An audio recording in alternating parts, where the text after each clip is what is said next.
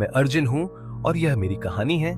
ये कुछ महीने पहले हुई। मैं कॉलेज से अभी अभी निकला हुआ एक लड़का हूँ और उस दौरान नौकरी की तलाश कर रहा था। मैं दक्षिण भारत के एक बड़े शहर में अपने माता पिता के साथ रह रहा था। मेरे माता पिता को अपने किसी मित्र से मिलने के लिए बाहर जाना पड़ा और वे मुझे घर में अकेला छोड़कर चले गए। मैं डरा हुआ था क्योंकि पिछली रात मैंने एक बहुत डरावनी हॉरर फिल्म देखी थी। मेरे घर में 2 मंजिलें हैं।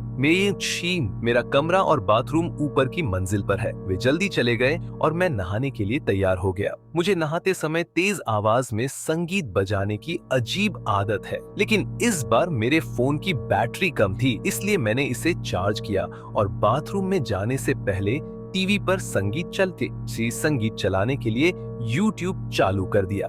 मैंने कमरे के बाहर लगे लाइट स्विच को चालू कर दिया। शॉवर में जाने के कुछ मिनट बाद ही मैं नहा रहा था और संगीत का आनंद ले रहा था। तभी अचानक बाथरूम की लाइट बंद हो गई। मैंने इसे नजरअंदाज कर दिया, यह सोचकर कि शायद बिजली गुल हो गई है। लेकिन फिर मेरे दिमाग में यह सवाल उठने लगा कि क्या यह बिजली गुल होने की वजह से है? टीवी पर अभी भी संगीत क्यों बज रहा है?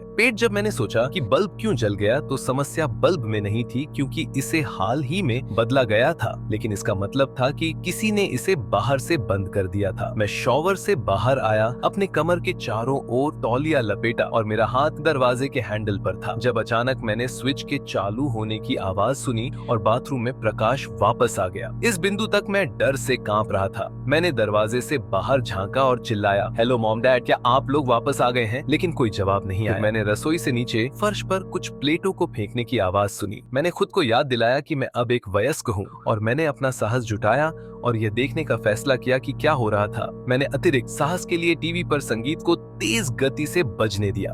फिर मैं सीढ़ियों के शीर्ष पर पहुंच गया। मैं धीरे धीरे सीढ़ियों के ऊपर से नीचे फर्श पर गया। मैंने फर्श पर कुछ प्लेटें और बर्तन देखे, लेकिन मैं किसी को नहीं देख सका। मेरे दिमाग का तर्क संगत हिस्सा इस तरह के स्पष्टीकरण के साथ आना शुरू कर दिया कि यह सब एक संयोग हो सकता है। जब भी मैं शेष सीढ़ियों से नीचे गया, मैंने पूरे फर्श की जांच की, अलमारियों सहित, और यह भी सुनिश्चित किया कि घर का पिछला दरवाजा बंद हो। मैं यह सोचकर आराम करने वाला था कि मैं बस घबरा रहा था, जब अचानक ऊपर बज रहा संगीत बंद हो गया और सीढ़ियों से भारी कदमों की आवाज आने लगी, जैसे कोई उनसे नीचे आ रहा था। मैं वहां खड़े होकर यह देखने के लिए इंतजार नहीं कर सकता था कि वह कौन है, इसलिए मैं भाग गया। मैं सिर्फ तौलिया पहने हुए घर के बाहर भाग गया और अपने घर के गेट के पास बिना अपने फोन के इंतजार किया। लगभग 1 घंटे बाद मेरे माता पिता